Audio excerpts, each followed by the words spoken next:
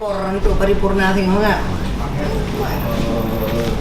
Saya hormati pimpinan, semua wakili, Bapak mewakili pemerintah, unsur Bank Aceh, tim ahli komisi, Bapak Sekwan, para staf, Bapak Wakil Ketua, Bapak Sekretaris, Bapak-bapak, ibu-ibu anggota DPR Komisi 3, Ketua fraksi yang ada di Komisi 3.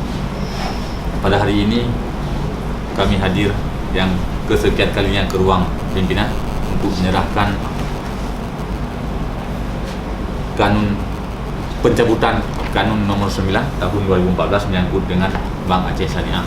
Pada hari ini selesai dan tuntas tentang pencabutan Kanun nomor 9 tahun 2014 tentang pembentukan Bank Aceh Syariah. Kami serahkan kepada ketua ataupun pimpinan pada hari ini untuk segera diparipurnakan.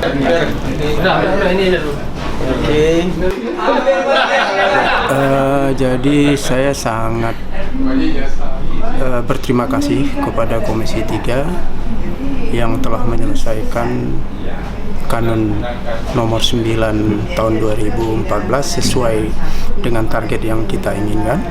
Jadi saya berharap ke depannya juga kalau memang ada kanun-kanun lain diselesaikan dalam waktu yang tepat juga.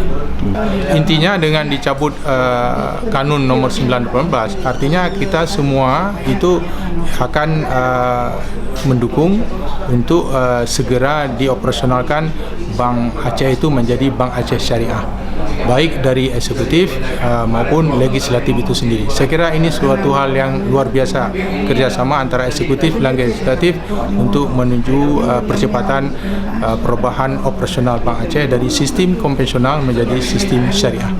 Kalau untuk Bank Aceh itu ada 15 dokumen, kalau untuk BPR cukup 14 dokumen. Jadi kita usahakan mungkin bisa bersamaan di bulan Agustus atau insya Allah, tapi target kita paling lambat itu di tahun ini harus selesai dua-duanya.